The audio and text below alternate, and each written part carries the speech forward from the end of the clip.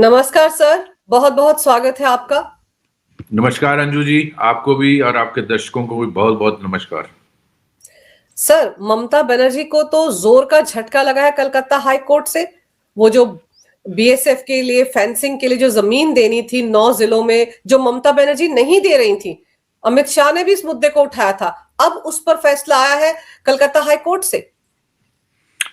बहुत बढ़िया और बहुत ही मैं समझता हूँ देश के हित में ये फैसला है ऑनरेबल हाई कोर्ट कलकत्ता का। और ये बहुत पहले आ जाना चाहिए। आपको पता है इसमें पेटिशनर कौन था? फॉर्मर जो कोर कमांडर थे हमारे साथ, सुब्रता साहा, जो जब हम जम्मू कश्मीर के डीजीपी थे, तो साहा साहब जो थे वो कोर कमांडर थे कश्मीर कोर के, 15 कोर के। तो बाद में वो डिप्टी आर्मी चीफ बने, तो and then retired, good friend of ours. उन्होंने इसको पीआईएल दी लगाई थी और बिल्कुल सही फैसला अदालत का आया है कि 31 मार्च तक ये जो लैंड है हैंड ओवर कर दी जाए, जिसमें ऑलरेडी कंपेंसेशन दे चुके हैं। वो तो डिले करने का सवाल ही नहीं, इट इज क्रिमिनल। तो दूसरा, जिसमें कंपेंसेशन का भी चल रहा है, तो उसको जल्दी से जल्दी कंप्लीट किया जाए और उसकी प्रोसीडिंग 31 मार्च तक कंप्लीट की जाए। 3 कैटेगरी जो कोर्ट का जजमेंट है, divided the land into 3 categories. That is, one is land acquired and paid for but not fully handed over. It must be done, court has directed by 31st of March। दूसरा है land which where acquisition proceedings have started under direct purchase policy.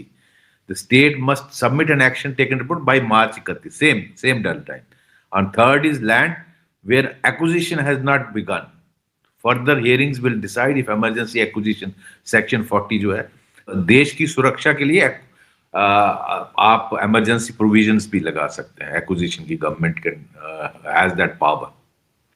तो मैं समझता हूँ ये unnecessary. आज आप जानते हैं, पूरा देश जानता है कि बांग्लादेश से किस तरह से थ्रेट है इंडिया के लिए, और जिस तरह की हाबनामिंग बांग्लादेश का प्रेजेंट जो हेड है मोहम्मद यूनस, आपने देखा किस तरह पाकिस्तान आईएसआई के वहाँ ऑफिसर्स आते हैं, उनको किस तरह से वो चिकन नेक एरिया में ले अपने लोगों के साथ भेजता है। फिर वहाँ का army, number 2 army general Mirza, तो उसको लेके गए वहां। अब चाइनीज के साथ हाबनॉबिंग देखिए।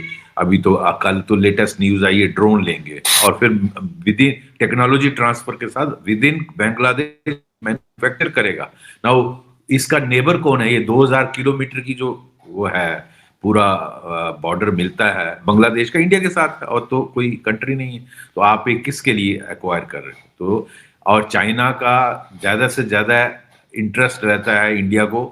आप जानते हैं चाइना की पॉलिसी की इंडिया के नेबर्स को किस तरह से अपने शिकंजे में लाया जाए, ताकि इंडिया को, it sees India as a competitor, it sees India as a enemy.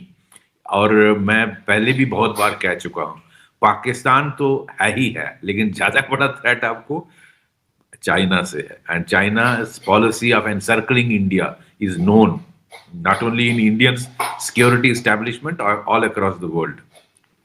और ये जो क्लोजनेस बनाई जा रही है चाइना के साथ, तो उनके लोगों को, उनके आपने देखा चाइनीज ऑफिशियल्स को भी वहां लिया गया, चिकन नेक एरिया है। तो ये जो इंक्रीजिंग एक्टिविटी है चाइना की और पाकिस्तान आईएसआई की और पाकिस्तान फौज की, that poses a threat. And I hope people understand कि कितना बड़ा खतरा। ये दोबारा वहां कैंप्स रिवाइव होंगे, वहां से इन्फिल्ट्रेट, अगर ये फेंस नहीं होगा तो इन्फिल्ट्रेशन कराना बहुत आसान हो जाता है। और ऊपर से वो ड्रोन ले रहे हैं जो सर्विलेंस रखेंगे कि बीएसएफ का पेट्रोल कहाँ है। अब समझे ना इसका लार्जर इम्पैक्ट क्या है। आप बांग्लादेश में, लेट्स से मैं बांग्लादेश बैठा हूं, मैंने ऊपर ड्रोन चलाया और मैं देख रहा हूं बीएसएफ की मूवमेंट कहाँ कहाँ हो रही है, और जहां से मुझे देखा जाए वो बीएसएफ थोड़ा उस तरफ है, अगर फेंस नहीं होगा तो इजीली निकाल।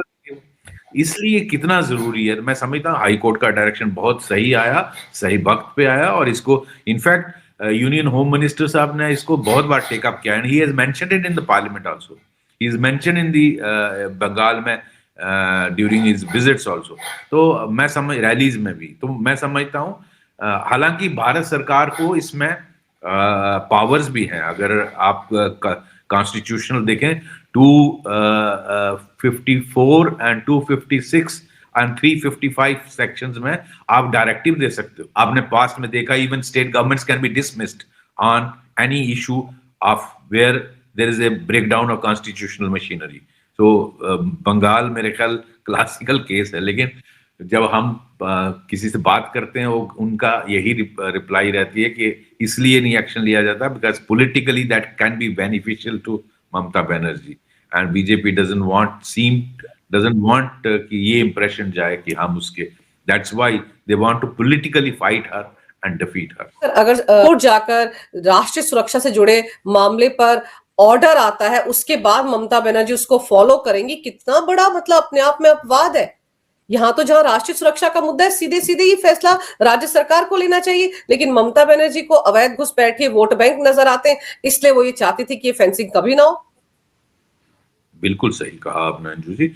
आप देखिए हमने फेंस पूरा, आप देखिए गुजरात से राजस्थान, हरियाणा, पूरा वेस्टर्न बॉर्डर जो है, पंजाब, जम्मू कश्मीर जो यहाँ इतना मुश्किल है, इतना डिफिकल्ट है, यहाँ अवलांच आते हैं, इतनी 15-15 फुट बर्फ गिरती है। अगर आप उधर चले जाएं टंगधार, केरन, करना, रेस, वहां इतनी हाई लेवल की बर्फ गिरती है कि अगर उस पर फिर स्नो एवलांच आते हैं, वहां इनफैक्ट फेंस का टिकना इतना मुश्किल है। लेकिन उसके बावजूद बिकॉज यहाँ नेशनल सिक्योरिटी का मुद्दा है, अच्छा ये सारी स्टेट्स में कोई दिक्कत नहीं आई लैंड की, लैंड एक्वायर की गई, उनकी compensation the, government of India compensation देती है। मुझे याद है जब जम्मू कश्मीर में मिलिटेंसी पीक पे थी तो हमने उस वक्त वाजपेयी जी की गवर्नमेंट थी, आई रिमेंबर 2001-2 की बात है, if I am not wrong, तो हमने टेकअप किया कि सर बहुत ज्यादा इन्फिल्ट्रेशन हो रही है, इसको आप जिस तरह पंजाब में आपने फेंसिंग की है, आप जम्मू कश्मीर में भी एक करवाइए ताकि टेररिज्म की इन्फिल्ट्रेशन को कंट्रोल किया जाए। और बहुत हद तक वो हुआ। जब फेंसिंग यहाँ वाजपेयी जी ने सैंक्शन करवा दिया तो फिर वो बीएसएफ और आर्मी को कहा, उन्होंने बनाया, इंटरनेशनल बॉर्डर बीएसएफ ने, एलओसी में आर्मी ने। तो जब वो फेंस बनाया उस वक्त before fence at any given time 2500 to 3000 terrorist were operating in Jammu Kashmir, और फेंस जब बन गया उसके बाद वही नंबर 1/10 रह गया, 90% खत्म हो गया, 1/10 मतलब 250-300 ही रह गए टेररिस्ट। तो इतना फर्क पड़ा इन्फिल्ट्रेशन का। अभी भी बीच बीच में कोई टनल निकालते हैं, पाकिस्तान जैसे नेबर के साथ क्या करोगे, कोई ड्रोन से ड्रॉप करेंगे और बंदे हैं वो आ जाएंगे नेपाल और बांग्लादेश बॉर्डर। तो मैं फिर बांग्लादेश बॉर्डर की बात कर रहा हूँ, Bangladesh border is going to be very very hot in the coming days। इसलिए बहुत जरूरी है ये फेंसिंग कंप्लीट होना, जिसमें ममता बनर्जी अनफॉर्चुनेटली अपना वो नेशनल इंटरेस्ट नहीं देख रही हैं, वो अपना वोट बैंक देखती है और she is playing very dangerous game in the country. अच्छा, सिर्फ इन्फिल्ट्रेशन, नेशनल सिक्योरिटी के साथ साथ दो तीन चीजें और बताना चाहता हूँ। वहां से कैटल स्मगलिंग नोटोरियस, कलकत्ता जो वेस्ट बंगाल और बांग्लादेश के बीच में जो है, नोटोरियस, और करोड़ों रुपए की धंधा होता है इसमें, बहुत लोग इन्वॉल्व हैं और उसको वो भी इससे रुकेगा। अगर फेंस बन जाएगा तो फिर इतना आसान नहीं होगा। दूसरा, ड्रग्स की तस्करी होती है, फेक करेंसी की तस्करी होती है, और ये ह्यूमन ट्रैफिकिंग तो जो आज जिसकी हम बात कर रहे हैं, तो it is a very serious national security threat. तो इसको कंप्लीट करना बहुत जरूरी है और इसीलिए इसको prioritize union home ministry Amit Shah साहब कर रहे हैं और ये इसका कंप्लीट होना बहुत जरूरी है। I hope now Mamata Banerjee will not be able to बहानाबाजी नहीं कर पाएंगे। जी सर, और जैसे आपने बताया कि चाइना से ड्रोन खरीदे जा रहे हैं, बांग्लादेश ड्रोन खरीद रहा है चाइना से, तो उन ड्रोन का करेगा क्या? वो भारत पे सर्वेलेंस के लिए ही होगा ना। तो आप देखो कितने खतरनाक इरादे हैं बांग्लादेश के इस वक्त। वो बांग्लादेश जिसको बनवाया हमने, हमारे जवानों ने वहां पर शहादत दी उनको बनाने में, और वो आज की तारीख में कैसे आईएसआई के हाथों में खेल रहा है, कैसे चाइना के हाथों में खेल रहा है। बिल्कुल। देखिए, यूनुस मियाँ आए इसी काम के लिए। यूनुस मियाँ को प्लांट किया गया ऊपर से, और ये सीआईए के का प्लॉट था, और उनको यही टास्क दिया गया कि इंडिया के साथ कैसे पिन प्रिक्स किए जाएं, इंडिया को कैसे वो किया जाए। आप जानती हैं, रिजम चेंज कराना उनका पुराना धंधा है। वो मडूरो ने नहीं माना तो कैसे उसको उठा के ले गए। तो ये अमेरिका उनका अपना जियो स्ट्रेटेजिक स्पीकर हैं, प्रोफेसर सैक, आपने सुना होगा उनकी स्पीच, वेरी फेमस। तो वो खुद कहता है कि कम से कम 100 कंट्री में यूएसए ने रिजम चेंज करवाया सिंस वर्ल्ड वॉर 2। 100 कंट्री। तो जैसे इराक, अफगानिस्तान, बांग्लादेश, ये आपका श्रीलंका, ये नेपाल, इंडिया में ट्राई कर रहे थे, पाकिस्तान भी वो जो इमरान खान है उसको, इस तरह के दुनिया के आपके कोई क्यूबा में, सीरिया में रिजम चेंज तो उनका धंधा है सीआईए का। अब वो कितनी बड़ी लिस्ट है वो 100 कंट्रीज का। तो प्रोफेसर सैक जो है वो बोलता है, वो खुद का अमेरिकन है, and he says this is unfortunately the American जो डीप स्टेट है सीआईए। अगर आप उनके साथ नहीं है तो वो आपका रिजम चेंज कर देंगे, अगर आप उनकी बात नहीं मानेंगे तो आपको हटा देंगे। तो अपनी मर्जी का बंदा लेके आए, जिस तरह उन्होंने राहुल गांधी के लिए यहाँ कोशिश की। लेकिन unfortunately India is too big a country, and India there are many factors here. तो इतना आसान नहीं है रिजम चेंज कराना, लेकिन यहाँ भी उन्होंने कोशिशें की, इसमें कोई डाउट नहीं। सर, तो ये तो कलकत्ता हाई कोर्ट का फैसला ममता बनर्जी के साथ साथ पाकिस्तान के लिए भी सदमा है, यूनुस के लिए भी सदमा है। इतनी सारी तैयारियां वो कर रहे हैं, चिकन नेक के पास जाकर जो रायता फैलाने की कोशिशें हो रही हैं। और आपको नहीं लगता कि बांग्लादेशी जो बाहर भेजे जाते हैं, जो अवैध तरीके से भारत में रह रहे हैं, उनके लिए एक जमात है वकीलों की चोट खड़ी होती है, जिनकी फंडिंग अमेरिका में बैठी एनजीओ करती हैं। तो अब तो वो भी और रोएंगी गाएंगी, क्योंकि बहुत सारों को जब बाहर निकाला जाएगा तो उनकी फंडिंग भी तो होगी, और वो लोग तो सुप्रीम कोर्ट पे रोज पहुंच जाते हैं, खड़े हो जाते हैं उन अवैध नागरिकों के पक्ष में। बिल्कुल अंजू जी, उसमें एक नहीं होता लायर, वहां बैटरी ऑफ लायर्स, और उनकी फीस करोड़ों में जाती है, करोड़ों में। इनफैक्ट मैंने बहुत बार इंटरव्यूज में कहा और ट्वीट्स में भी कहा कि भारत सरकार को देखना चाहिए कि वकीलों की फीस कैश में नहीं आए, it has to be by cheque, ताकि पता चले चेक कौन काटता है, चेक काटने वाला कौन है, उसके पास क्या सोर्स है पैसे का। करोड़ों की फीस आती है इनके लिए। एक रेडी वाले के लिए बैटरी ऑफ लायर्स, जिसकी 20-20 लाख रुपया रोज की एक हेयरिंग की फीस है, जो आप और हम नहीं अफोर्ड कर सकते, उनके लिए कैसे खड़ा हो जाता है वो? इलीगल रोहिंग्यास के लिए कैसे खड़ा हो जाता है? ये बांग्लादेशियों के लिए कैसे खड़े हो जाते हैं? कौन देता है पैसा? ये उलेमे हिंद तो है, बट उसको पैसा कहां से आता है उसका भी पता लगना चाहिए ना। After all everyone should be answerable to the law.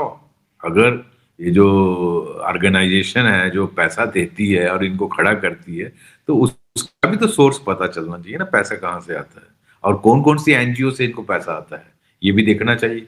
क्या वो यूएसए में है, क्या यूरोप में है, क्या वो मिडल ईस्ट में है, उनका क्या इंटरेस्ट है इनको, इनके लिए करोड़ों रुपए के वकील खड़े करना, ये भारत सरकार की एजेंसीज को देखना चाहिए। मेरा ये मानना है इनकम टैक्स के को ही इसमें बीच में कूदना चाहिए, क्योंकि एवरीवन इज अकाउंटेबल। आप जो कर रहे हैं 2 लाख से ज्यादा रुपया आप कैश नहीं ले सकते, तो जब वकील के लिए कानून नहीं है क्या? अगर आप और मैं या कोई भी देशवासी 2 लाख से ज्यादा आप पेमेंट ना रिसीव कर सकते हो ना पे कर सकते हो इन कैश। कैश 2 लाख से नीचे नीचे कर सकते हैं। तो जब 2 लाख से ऊपर आप लेते हो तो उसका चेक आना चाहिए, चेक काटने वाला कौन है, तो ये पता लगना चाहिए, बहुत जरूरी है। मुझे लगता है इतनी जांच पड़ताल करने से ये इलीगल धंधा जो है इस पर काफी रोक लगेगी। हालांकि honourable chief justice of India ने जो आउट ऑफ द वे कुछ लोग, मैं नाम नहीं लेना चाहूंगा, कुछ प्रोमिनेंट वकील हैं जो सारा देश जानता है, जो इन लोगों के लिए खड़े होते हैं, अब वो उनको कहा लाइन में आइए आप। तो क्योंकि इनके लिए रात के 12 बजे भी सुप्रीम कोर्ट खुल जाती थी। सैटरडे को आपको फेमस याद होगा जब तीस्ता सितलवाड़ तीसरा सिस्टर वाला केस, कैसे रात के वक्त हियरिंग होती है, और यहाँ देश में इतने करोड़ों केसेस पड़े हैं, वो प्रायोरिटी नहीं है। तीसरा सीतलवाल के लिए रातों रात सुप्रीम कोर्ट में चीफ जस्टिस साहब खड़े हो जाते हैं, उनको फोन आता है फंक्शन में, किसका फोन था वो भी एक रहस्य है इस देश में। हालांकि बहुत सारे लोग पॉइंट आउट करते हैं कि 10 जनपद, या मुझे नहीं मालूम उसकी कि कौन करता है वो phone. Chief justice of India खड़े हो जाते हैं, फंक्शन से बाहर चले जाते हैं, और रात को ही बेंच कॉन्स्टिट्यूट करते हैं, और वो फिर बेंच सुनवाई करता है। और ये देश देखता नहीं है, आज सोशल मीडिया का जमाना है, हर आदमी देखता है। तो ऐसी क्या मजबूरी थी कि आप रात को ही बेंच बनाते हैं और रात को ही हेयरिंग होती है, जबकि इस देश में और जरूरी मुद्दे नहीं है क्या? तीसरा सीतलवाल इतनी है कि अगर कल सवेरे तक रुक गए तो क्या देश खत्म हो जाएगा नक्शे से? तो इतना क्या आपकी मजबूरी है, ये देश जानना चाहता है। सर आप बिल्कुल सही कह रहे हैं। पहले एक जज वाली बेंच बनी, फिर जब उसमें बात नहीं बनी, फिर उसी 2 घंटे के अंतराल से इस शनिवार के दिन 3 जजों की बेंच बन गई, और फिर फैसला आ गया तीसरा सीतलवाड़ के पक्ष में। तो ये सब देश देख रहा है सर, सोशल मीडिया के जमाने में छिप नहीं सकता। लेकिन सर अब जैसे कि बहुत सारे इनके हिमायती, इन अवैध बांग्लादेशियों के, घुसपैठियों के, रोहिंग्या के इस देश में तो है ही। आपको पता है हमारे पूर्व उपराष्ट्रपति हामिद अंसारी भी तो देखो ना किस तरह की बातें करते रहते हैं। जब तक 10 साल तक वो उपराष्ट्रपति के पद पर है तब उनको इस देश में डर नहीं लगा, लेकिन जैसे ही पद छोड़ा तो डर लगने लगा। अब तो वो एक नया शगुफा लेकर आ गए कि वो जो लोधीस थे, गजनी था, वो तो भारत के ही लोग थे, वो तो बाहर से आए ही नहीं थे। ऐसा है, हमीद अंसारी साहब को इस देश का एहसानमंद होना चाहिए।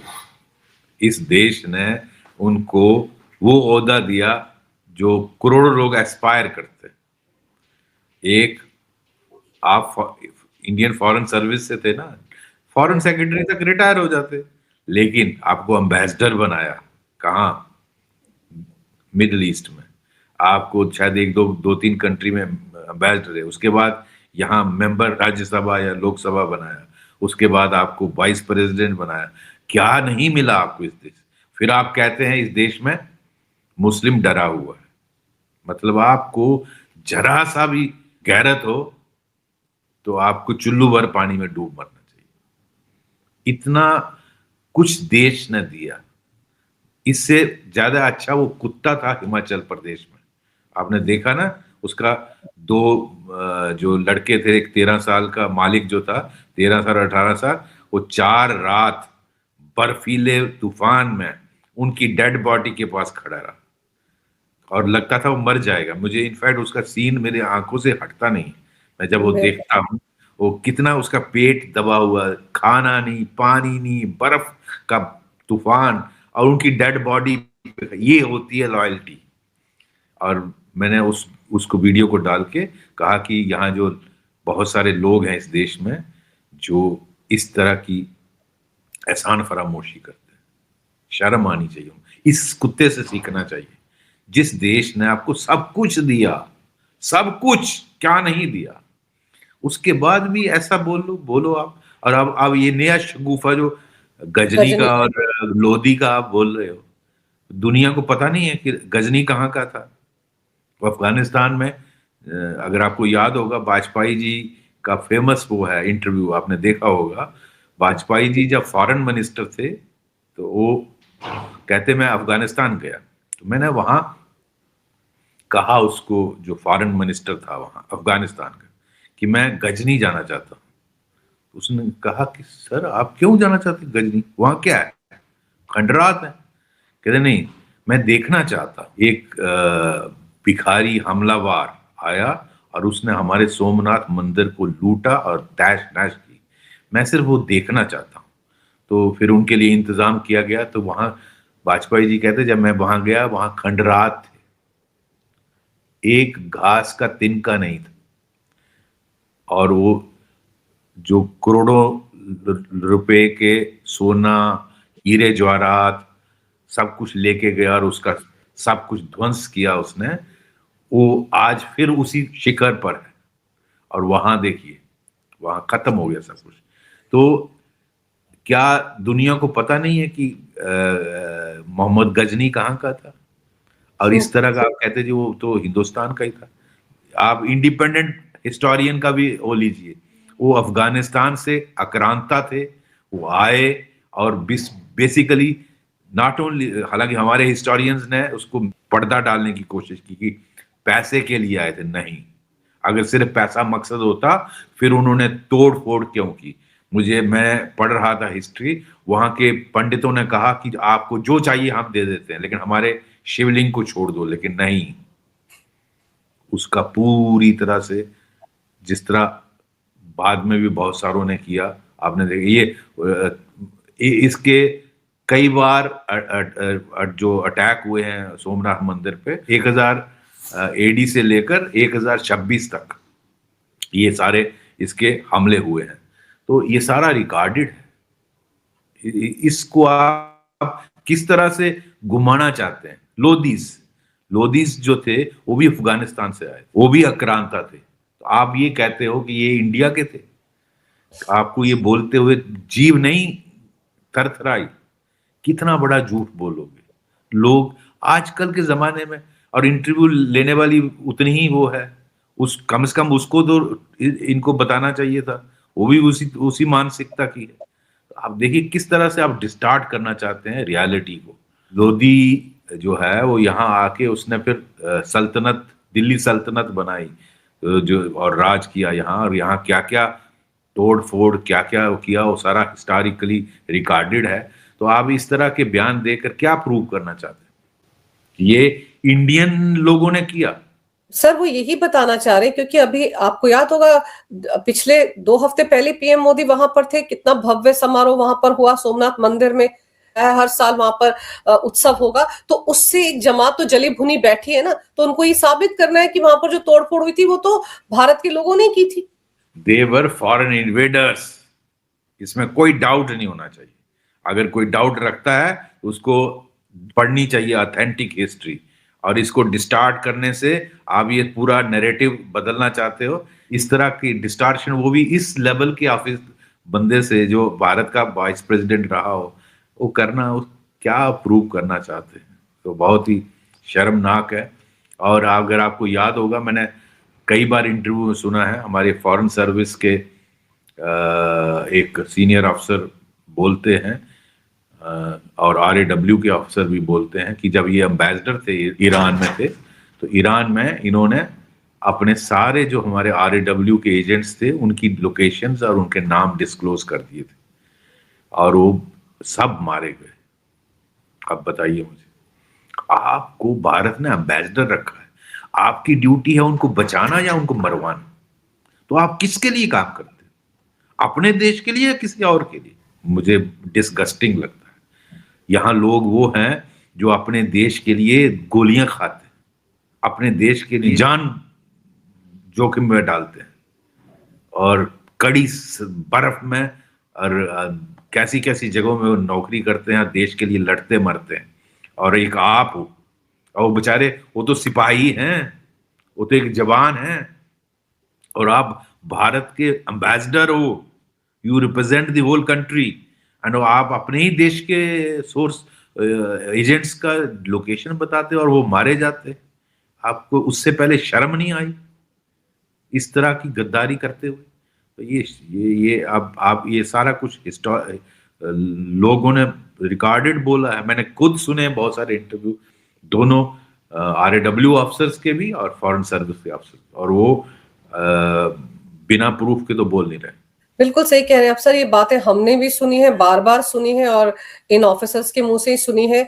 लेकिन ताज्जुब मुझे ये होता है कि सर ऐसे लोगों को कटघरे में खड़ा क्यों नहीं किया जाता, जिनके बारे में सबूत भी होंगे ना कि इन्होंने क्या क्या किया, क्योंकि तब कहा गया था हमारा पूरा नेटवर्क ध्वस्त कर दिया था इन्होंने रॉ का। तो आप सोचिए कि ऐसे लोग सरेआम घूमते हैं और इस तरह की बचकानी बातें भी करते हैं। लेकिन फिलहाल सर राहत की बात यह है कि जो मंसूबे पाल रखे हैं पाकिस्तान ने बांग्लादेश के रास्ते भारत में तबाही मचाने के, उन पर तो पूर्ण विराम लगने वाला है जैसे ये फेंसिंग का काम शुरू होगा। ममता बनर्जी पता नहीं देश के साथ है या देश के खिलाफ है, उनकी बातें भी समझ से बाहर है। अगर वो सच में देश की सुरक्षा के बारे में सोचती तो ये नौबत नहीं आती कि उनको ये ऑर्डर हाईकोर्ट से आता। हाईकोर्ट की जरूरत ही नहीं थी, ये सेंट्रल गवर्नमेंट की रिक्वेस्ट पे हो जाना चाहिए था काम। जी बिल्कुल। लेकिन सर वही है ना, वोट बैंक की राजनीति, इसीलिए ममता बनर्जी इस तरह की हरकतें करती हैं, लेकिन अच्छा तमाचा उनको कलकत्ता हाई कोर्ट से पड़ा है। हम उम्मीद करते हैं कि जल्दी से जल्दी वो जमीन हैंडओवर कर देंगी और वहां पर फेंसिंग का काम शुरू हो जाएगा। सर आपने समय निकाला, इस विषय पर बहुत अहम जानकारी मेरे दर्शकों को दी, आपका बहुत बहुत धन्यवाद। नमस्कार, जय हिंद। जय हिंद।